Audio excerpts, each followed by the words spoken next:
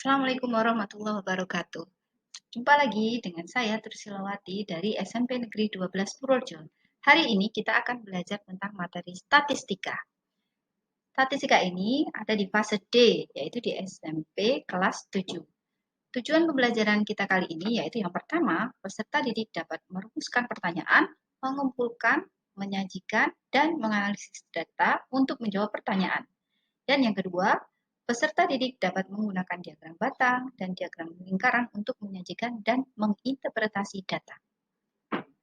Sebelum kita masuk materi, kita baca yuk artikel menarik berikut ini.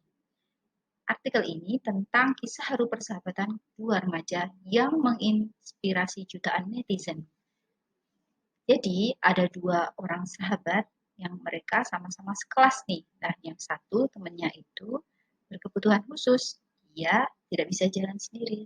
Nah, si teman satunya ini dia tiap hari selalu menggendong temannya. Hebat ya? Itu namanya sahabat sejati.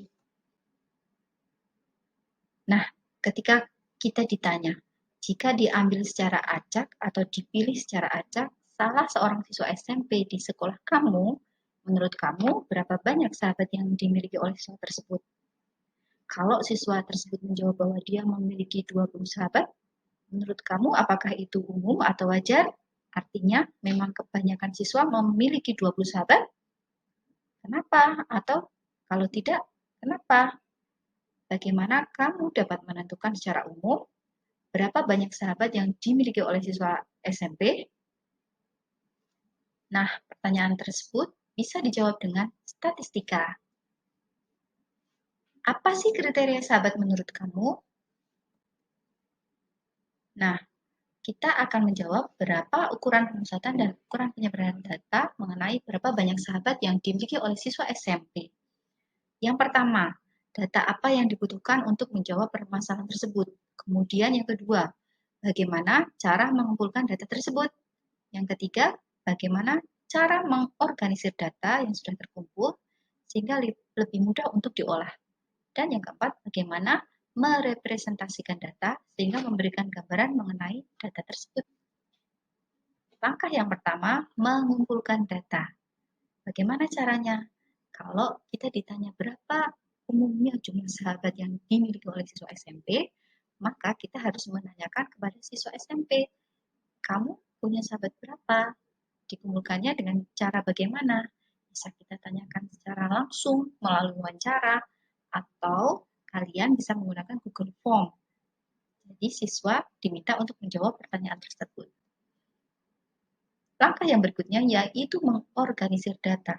Ketika kita sudah mengumpulkan data, maka kita harus mengorganisir data agar datanya lebih mudah difahami.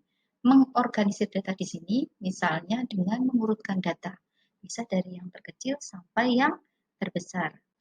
Setelah itu, merepresentasikan data. Jika datanya sudah dikumpulkan, datanya sudah diurutkan, maka langkah berikutnya kita bisa menyajikan atau merepresentasikan data.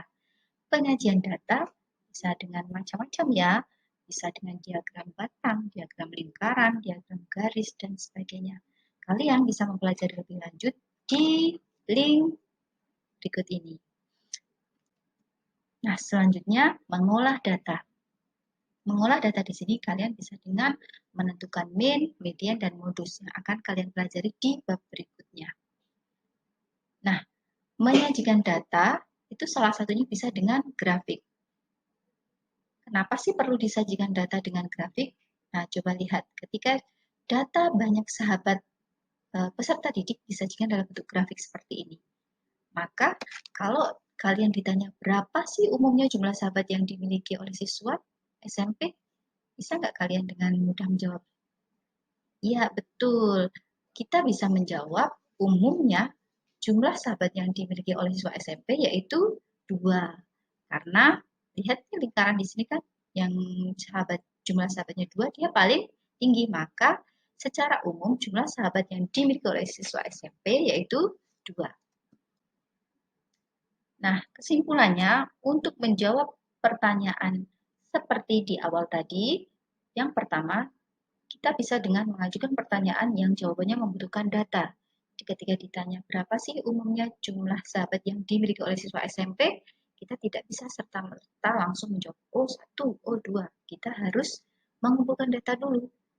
Jadi pertanyaan itu bisa dijawab dengan statistika. Langkah yang kedua, menentukan data apa yang dibutuhkan dan cara untuk mengumpulkan data tersebut. Bisa ditanya satu persatu, atau dengan Google Form, atau dengan cara yang lain.